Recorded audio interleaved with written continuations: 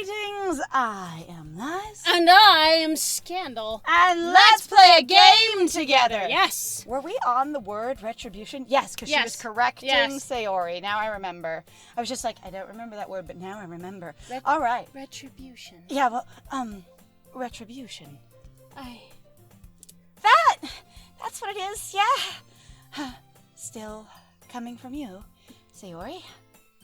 I guess there's a little devil inside all of us, isn't there? That for some reason makes us inordinately jealous of somebody that within the context of the game assuming that you're a boy, makes you a dick. Because all girls are going to fight with each other. So, again, I'm going to express something that I find to be wildly frustrated about this game so far, and that I'm not seeing is being put off. So I'm kind of guessing that it's sort of the not kind of subversion that I'm expecting.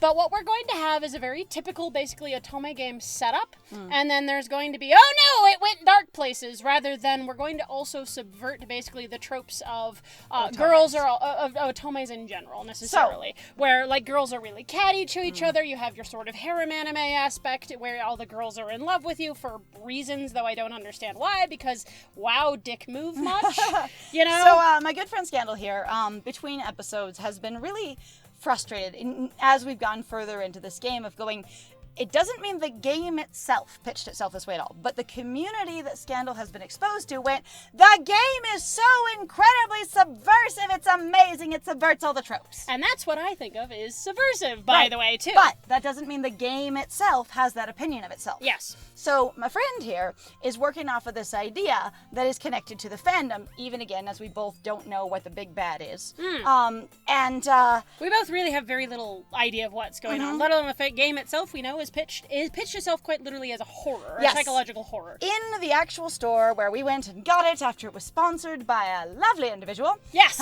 Yay, Al. Yay! I was gonna say, we went and it's like, this game is a horror. So it's like, there's no bones about it. It's just horror is your genre. Yeah. I say, but yeah, so my friend here is getting impatient, going, everybody's description that they have encountered so far of the game subverts so many expectations has not yet come to fruition. However, it is my belief that neither of us have any problems with the designer's approach at this point, because they didn't say they were going to do that. And one of our biggest gripes with games in general is when the designers / publishers of the game say, the game is this thing, and then the game does not deliver on that, which is sort of why we were so excited about Arcade Spirits and continue to be, is because it seems to so far be delivering on everything promised, which is really cool. Which is only saying that we've gotten, 6 episodes into that one, and we're still like, we're not sure. So we're not that far, but we've seen more scenery than this one. All right. I guess there's a little devil inside all of us, isn't there? Don't let her fool you. Oh, my, stop! Right there! But, honey, no one needs to hear you talk. Oh. Like, really. Sayori knows exactly what she's doing. And in fact, it was a thing that we talked about in the last episode as well, of going, wow, that was incredibly pointed and seemed so unlike Sayori.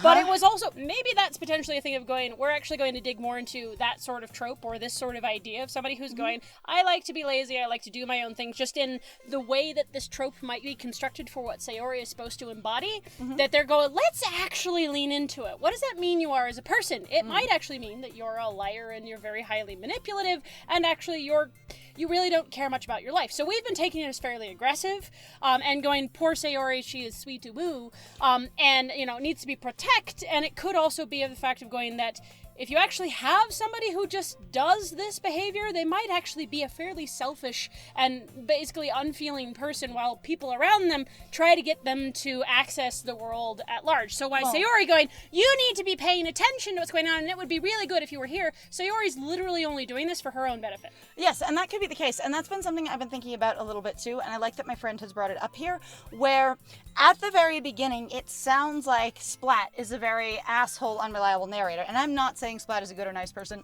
at all. Like, the MC is written as kind of an asshole, and we both agree on that. Yes, and also, again, there's not even a person here to... Well, again, we're speaking about everything fictionally. There's no real people in this conversation at all. We're speaking about fictional concepts. So if anyone goes, well, this person is, there's no person. I'm using person for the sake of fictional person in a shorthand. Yes. And I don't want to call them the FP. the FP in question. Anyway, so in this case, Splat seems like, and has seemed like, the real asshole for the whole thing so far. However, it is possible that what's happening is we're seeing Sayori as really sympathetic, but what it is Splat is 1,000% done, if you will, 9,000 depending on your trope, and 100 if you're being realistic, because Sayori always basically uses, I am an airhead and didn't plan, diversion tactics for, basically covering up her manipulative behavior. Now, in the same way that when we did Freshman Fantasies, we reanalyzed Jonathan as potentially sympathetic, it doesn't mean I'm changing my perspective on her here.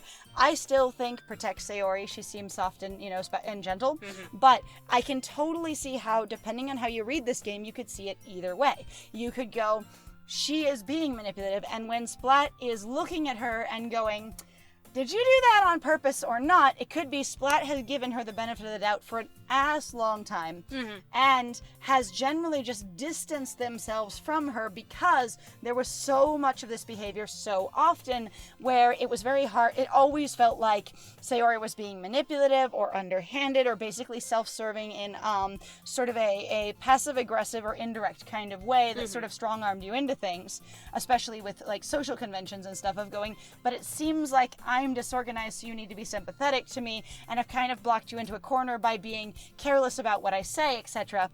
On the other hand, it's again, you can read the character completely different. And I would also say, even taking that, let's say somebody is that way, usually in my experience, I hate to say it, is usually indicative of basically an environmental or societal issue where Sayori might literally be compensating for potentially a terrible home life. We have actually no legitimate idea as to what's going on with Sayori's background at all. She could be completely sympathetic in the way of going, wow, I feel bad for you, you've had such a hard time, but that's no excuse for her behavior. Right, and the thing is so we don't even know if Sayori's behavior is deliberate, but that thing basically right there of just them shifting her language to go, tell Splat they should loan me the money.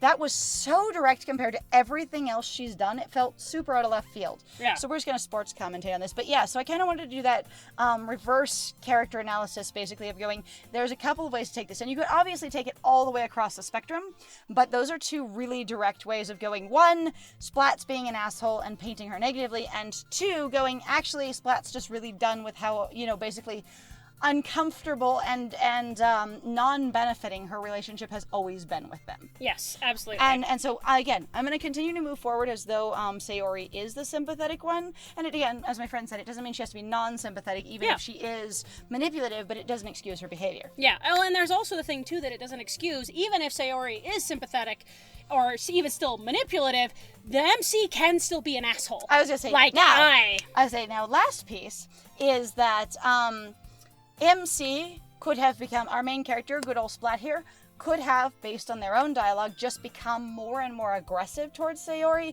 in essentially an effort to sort of have more access to the girls around her.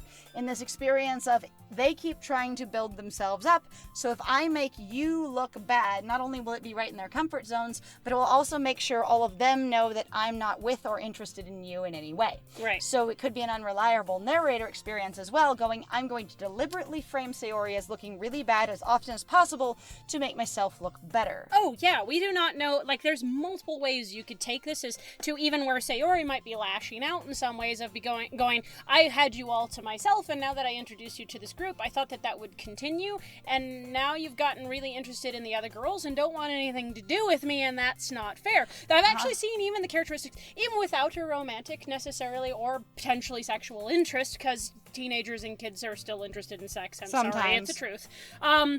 But basically, of being like, I'm afraid of losing something that's been a part of my experience. I've seen kids literally get violent and try to control the friend that they have when they have introduced them to new friend groups, because suddenly that friend is super excited by the new environment and starts doing things that aren't involving the person who initially brought them in. And they feel threatened and like, I'm going to lose that thing. And because they don't have the education, they don't have the understanding, they don't have the communication, and because they don't really know what's going on, you can watch those kids try to physically interrupt other kids from having fun, that friend that they brought in, and try to control their experience because they don't want to lose them and they're afraid of being left alone. I was going to say, and I've definitely seen a lot of people being afraid of losing their friends. I've also been the person where what happens is a person I know that I don't see very often, but used to see more often due to contrived circumstances. We used to have the same job, we used to be in the same class, we used to have the same, like social activity, and we don't anymore.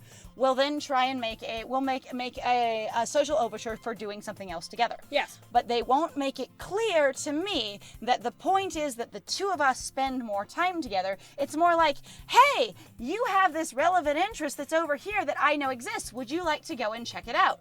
And I'll go and check it out, and oftentimes I make more connections with other people there or the activity itself and no person, because I can be real antisocial and introverted. And they'll be like, get slowly more and more frustrated and angry without communicating, and I'm not always good at social cues, so I'm like, you seem like you're not having a good time here, after 5 or 6 attendees of whatever it is. And then there'll be this, either fest of, well, I just don't think, whatever, and it'll either be this, I've broken down and finally admitted I was trying to spend time with you by inviting you here, and they had never made it clear to me, or it'll be the other one of going, well, we just aren't very good friends, and we should just do separate things. You just don't understand. And it's weird. And so Sayori might have been making a play of going, I didn't have a lot of time alone with Splat established at the beginning of this. You guys had drifted apart. Now that I've got more time with Splat, and I realize none of it will be alone, because I was making a play of get in this club, I'll get more time with you. The snack machine was really more of an activity of, can we do something alone together and I can have a few minutes with just you. Yeah. In the same way that walking home together is that experience. Yes. So there's a lot of different things. A lot of different layers. Sayori knows exactly what she's doing. Oh my god. After all, she told you guys she was bringing me to the club before she even told me. Apparently she did. Apparently. That hasn't been confirmed on screen, but it's been implied on screen. With everyone going, it's the person Sayori was bringing! Yay! And that's why we were able to also show up with cupcakes, which is a thing of going, Sayori, I thought, to me, more was going like, I had told them that I would try to bring someone, and that doesn't always have to be successful. You can tell somebody going, oh, I know someone, and they're like, oh, that's great. Like, I've seen people leap to conclusions in clubs or in group environments going, that means you will be bringing this person. So therefore, we're going to bring together cupcakes, and we'll do this big, huge thing. And you're like, I am too socially awkward to tell you that might not actually happen because I haven't talked to them yet. So you do get people in awkward social situations who literally, because they have not been socialized to say that it's okay to not know, that they basically talk themselves into a corner. Or to have someone misinterpret them. I've seen a lot of people get misinterpreted and then not speak up to correct because that's considered rude. Rude, yeah. In the same way that if someone's like, oh yeah, they said they'll do it. When you said, when that individual in question said, I might be willing to do that. Yes. And then you could say, oh, I said I might be willing to depending on the conditions, and that's considered really rude because then it sounds like you're adding a caveat based on our social standards rather than specifying what you actually said because the other person advocated for you. Yep, pretty much. She told me she was bringing me to the club before she ever told me. Oh my god, can you imagine? Like, I know I'm fabulous and I deserve all the red carpet, but like, dude. Interestingly enough, based on the text that actually has been on screen, one person in the club for sure knew it was you coming because Natsuki made the cupcakes for you. And at least one other person had no idea who was coming. I don't remember who it was, but it's a boy. That statement going. Was it Yuri? I say that I don't know if that was Yuri or if that was Monica. I was going to say, but the thing was there was this experience of going, at least one person in the club knew exactly who Sayori intended to bring, and at least one other person had no idea. Yeah, absolutely. But you wouldn't have come if it weren't for the cupcakes. Remember? I bribed you here with Twinkies, and then you stayed on pain of not having food.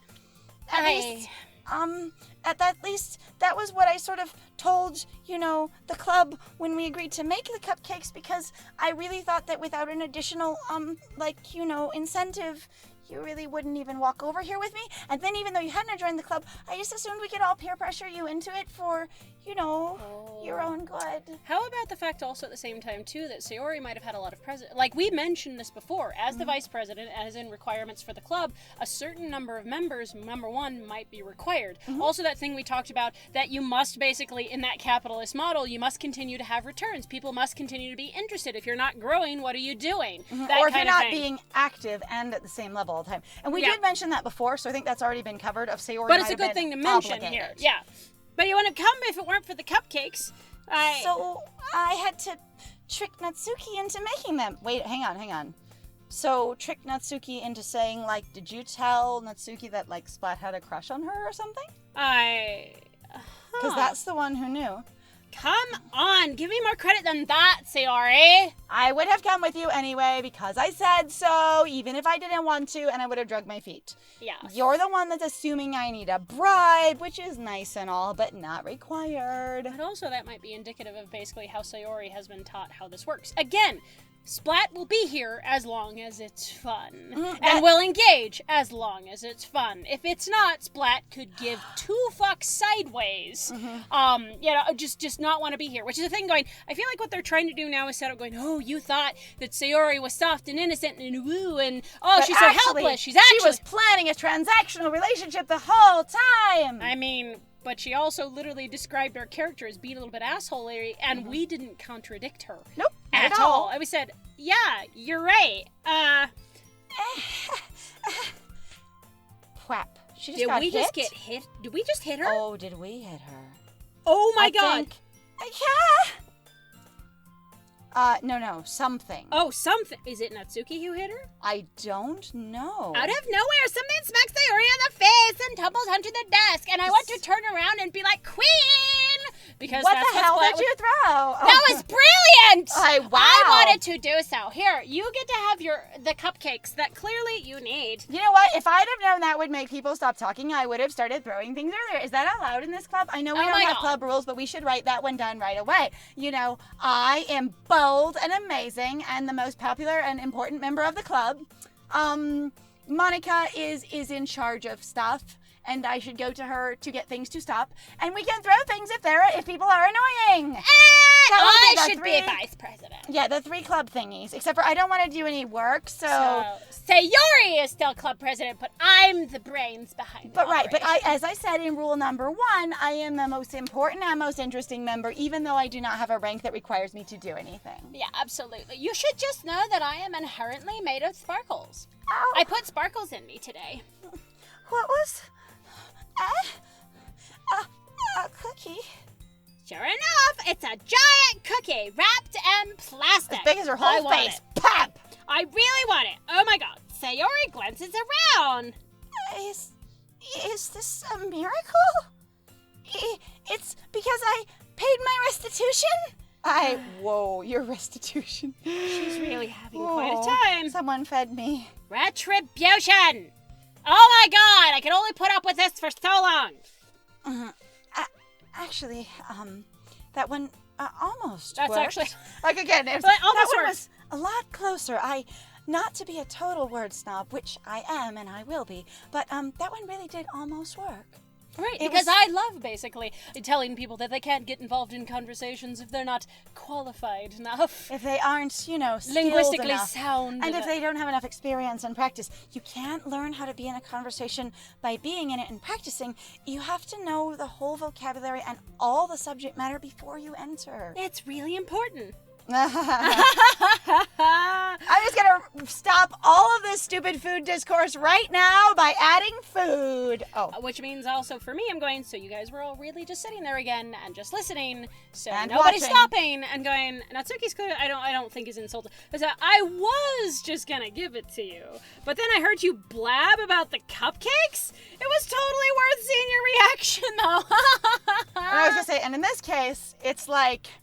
Hi. There's this really strong experience of going, you really are having everybody just watch people have conversations with Splat. And that's just a really interesting dynamic to be completely transparent about, because they're entering them as though they're completely knowledgeable and have heard the entire thing. So it's not like I don't feel like it's an interpretation so much as that's what's going on. Mm-hmm. Everybody else stops moving, and they might lightly engage in activities such as I'm looking at or thinking about a book, but I'm still listening to your entire conversation and completely prepared to enter it with full knowledge of what was happening, or just directly watching this train wreck. Right. And basically, Natsuki was like, I understand that Sayori's hungry, and I was just going to fix the problem as this was all causing drama and wasting time, but now that she basically embarrassed me a little bit because of the cupcake thing, which made me seem like a sucker, I just hit her in the face with it. And that's the thing. Natsuki might be like, I totally knew what was going on, that you were trying to compensate for something, honey, and it's fine. I don't care. Natsuki, that's so nice of you to just end this conversation with the food that solves all of my problems. problems and make it so, everyone stops talking about me. And now I don't have to convince Yuri to make Splat do anything. Except for I still don't get to spend any time with Splat. But Cookie! I will bury all of my worries and discomfort in Cookie. And there's also that thing, too, where it's like, Sayori just might be super socially awkward. That's the thing I feel really bad about, is being like, Sayori might just be trying to accomplish something in life. So I was going to say, there's a lot of characters in the dating games we play that I'm not very forgiving of when they have awkward dialogue or when they make a sudden shift in their dialogue practices. I would say, however, with Sayori's character, I'm more willing to engage with that and go, she could just be super socially awkward and saying things really, awkwardly, not being a mastermind that plans all things at all times, everything's a plan. I say, right. Because of how effective they've been with her body language. Yes. And the thing is when you have elaborate character models that you match up really well to the dialogue based on consistent emotional expressions, it means you get to know sort of what they're doing and who they are. Yeah. And that really, really helps me. When the characters have basically 2 expressions, or, maybe 3 and it's just the mouth moving and nothing else really. Or it's just the face, basically. Or small pieces of the face, Yeah. very limited face expressions. See my Mystic Dragons. It can be very hard to tell exactly how, or at all even, how the dialogue's supposed to be taken across. And we just recently had a conversation, though I'm not sure what order these will be posted in Lily's Garden, where there was an experience of going, I can't tell what your tone is here because what you're saying doesn't line up with what you're giving me a facial cue that you've taught me what means based on your character that you've taught me about throughout reading this story. Right. And it's not to say that you can't learn more or get deeper things out of those expressions, but the problem is particularly with something that's so limited, you usually want to pick emotions or feelings or characterizations, as it were, that go along with those things that you've already established. I say, and nobody else looks as completely nervous and anxious as Sayori all the time. Yes, they look different kinds of either stressed or uncomfortable or worried. Sayori just looks like a panic attack. Yeah, which is quite an experience. All right, well, thank you very much, guys, then, for joining us. I guess Sayori will eat the cookie, and the next one would be my hope for her. Like, yes. Dang. I'm also just like, girl, I am so sorry. I wonder, like, part of my brain is really like, are you really going to try? But I guess the thing is like, another reason I might not be feeling as much, and I'm sorry I'm going to end out with this, for me, is just going like, to me, I am also really tired of bagging on female characters and everybody just going, they're this particular archetype and this is the reason why they're just so stupid and whatever else. And like, I get frustrated with it, but I'm also like, you fucking wrote them that way. Like, I would rather find more reasons to not bag on basically female seeming or characterized characters because it gets tiring after a while. I appreciate that might be the tropes and that you might be going to subvert those tropes by not doing the same thing ultimately with these characters, but it's still frustrating to see a bunch of basically, catty and focused on a heteronormative romantic relationship for their entire lives kind of girls. Yeah. And that's what the whole game is focused on. Now, that Right. doesn't mean that's the only thing these girls are, because clearly we don't see them in most of their lives. No, we clearly only not. see them in the club. I mean, But they're in the also club, just characters. I say, and again, not real people, but these characters that are portrayed as girls in this fictional story that I will keep specifying to my friend, who I keeps know. going, they're not real. I'm like, we know they're not real. I'm not. So you have to understand when I'm bringing that up, I'm not doing that to challenge you. I'm literally just trying to put an establishing earmark there going, just for everybody who's listening, again, just trying to bring that into focus again. Okay. So within the context of, we still recognize that these are fictional characters, that's all I'm doing. Okay. Just kind of recentering again, going like, and just so that's sort of like, because to me, sometimes I know I get distracted and be like, yeah, this thing, you're like, why is it that way? And you're like, hang on, stop for a second, breathe. They're just a fictional character. Right. So Okay. because And so, I have that problem where I get really extreme, and you know that. So I'm really very invested, and then Yeah. going, do you need this level of investment for this cartoon? What? Huh? What? Well, of Just a- course, it's everything, and you're like, And dude, you go, well, put just this a thing cartoon. down. Anyway, so where the only thing that we see about them is that they're out now all completely main character centric and, basically in competition with each other. Yes. So that's who they are. Right. Okay, so again, thank you very much, guys, though, for joining us. If you like what we do, please feel free to like, comment, subscribe, and please feel free to share our videos if you're having a good time with us. Also, if you'd like to support us more directly, please feel free to go check out our Ko-Fi or Patreon. I've got some links in the description down below. And other than that, I have been Scandal. Yeah, and this time if you want to feed Sayori instead of Splat, please feel free to go to our Ko-Fi. Hey, it would be great. And I have been Lies. And it was great playing with you. Bye!